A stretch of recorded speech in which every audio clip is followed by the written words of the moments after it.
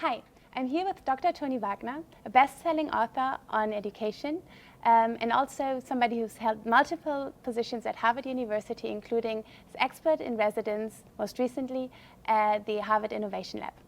Tony, it's wonderful to have you here. And you have a long history of thinking about education, publishing, researching.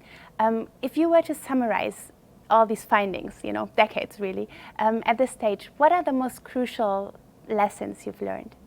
Well, Ines, first of all, it's a pleasure to be with you. But about a decade ago, I became increasingly concerned about the disconnect between the kinds of education almost all kids were getting versus what kinds of skills were going to be needed in the world of work. And so I started interviewing a wide variety of senior executives, literally from Apple to Unilever to the US military, asking these executives, what are the skills that matter most? What are the gaps? Over and over again, I heard some variation of the same 7 skills being described. I call them the 7 survival skills. And they came straight from the executives, not from me. But basically, first of all, the ability to solve problems, to identify problems and think critically. Secondly, the ability to be agile and adaptable. Thirdly, the capacity to collaborate across networks and lead by influence. Fourthly, the capacity to communicate effectively, both orally and in writing. And then finally, the ability to access and analyze information, and curiosity and initiative. So what's so interesting to me is that I take this set of skills and I look at our schools today, even our best schools, even our elite private schools, and these are not what are being taught or assessed. Too often, we're teaching to tests that are about content knowledge, not about skills. So one of the essential disconnects that I see is that while content knowledge still matters, of course, increasingly in the innovation era, skills matter more, and motivation and dispositions matter most. The other thing that I learned that I think is important for this context is that the skills we need for work today are exactly the same skills we need for lifelong learning and the same skills we need for active and informed citizenship, and finally, for creative and productive leisure. For the first time in human history, these skills have become integrated. They're not at odds with one another. You spoke about the relevance of collaboration. Yes. How do you apply this, again, to the company setting? Yeah. It's one of the biggest challenges companies have for a couple of reasons. First of all, schools don't foster collaboration across networks and leading by influence. Quite the contrary. You get ahead in school, you get higher grades by competing, not collaborating. So a kid may spend a lifetime in school competing and then suddenly being thrown into an environment where he or she's expected to collaborate. And to not only that, but to develop trust. Google found that relational trust was the single most important factor in high-performing teams.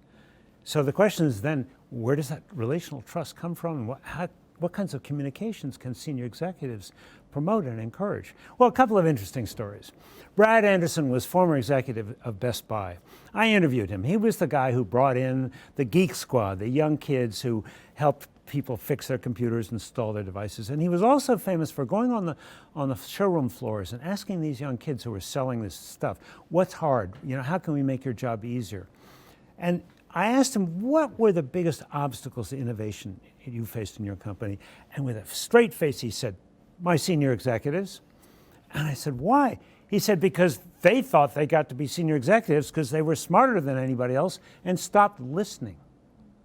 So another really interesting example was from the Army. I had a chance to get to know Martin Dempsey, who at the time headed up the Army's Training and Doctrine Command. It was all about Army education, from basic training all the way to the most advanced training. He later became one of the top executives in the military. And so I was asking him, what did he see as the greatest obstacle to communication and innovation in the military? And he talked to the problem of the chain of command. He said, in fact, the general sitting in Kabul knows much less than the lieutenant out in the field about what to do, but we haven't trained that lieutenant to take initiative and to be trusted by senior executives. So one of the small things that Marty Dempsey did that I found interesting was he banned PowerPoint presentations from every single Army presentation. He said there needs to be dialogue, there needs to be critical thinking, critical inquiry, and discussion. And PowerPoint presentations simply just get in the way. So really stressing this interpersonal element. Yeah. Obviously the question then is, how do we do this? How do we maintain this interpersonal element in an age that is increasingly shaped by technology, right? And where we have teams Skyping in from or calling in from all around the world.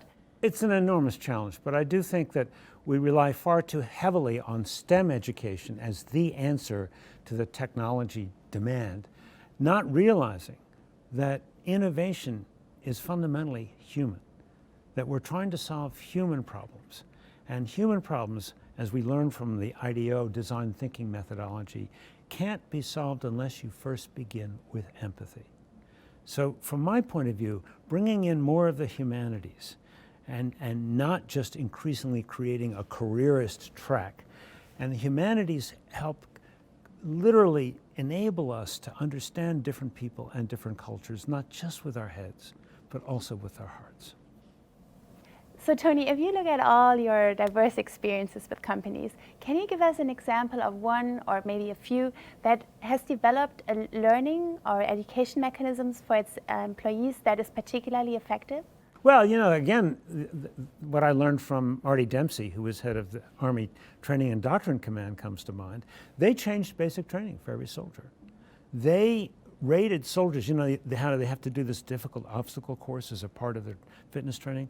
Well, they introduced into that the importance of collaboration. Well, how do you get across this very tall and difficult obstacle? Well, they taught these folks, these young kids, that you're only going to get over that if you collaborate. Oh, and they would give them another kind of problem to solve. All right, you've got a wounded soldier on the field. You have to get that soldier off. You can't do it by yourself. You have to work as a team. So they introduced the importance of being agile and adaptable and taking initiative, but always in the context of teamwork and basic problem identification and problem solving. So we keep coming back to the very important topic of collaboration.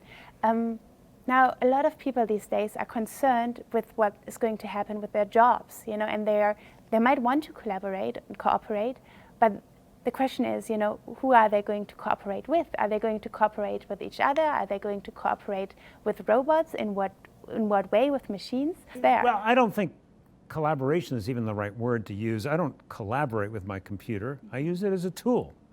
So of course we're going to learn to use tools more effectively. And the better the tools get, I'm very glad I'm not using a 30-year-old computer. The better the tools get, the more effectively we can use them. So I don't think that's collaboration. That's a low-level skill, right? It's tool use. It's Stone Age men used tools too.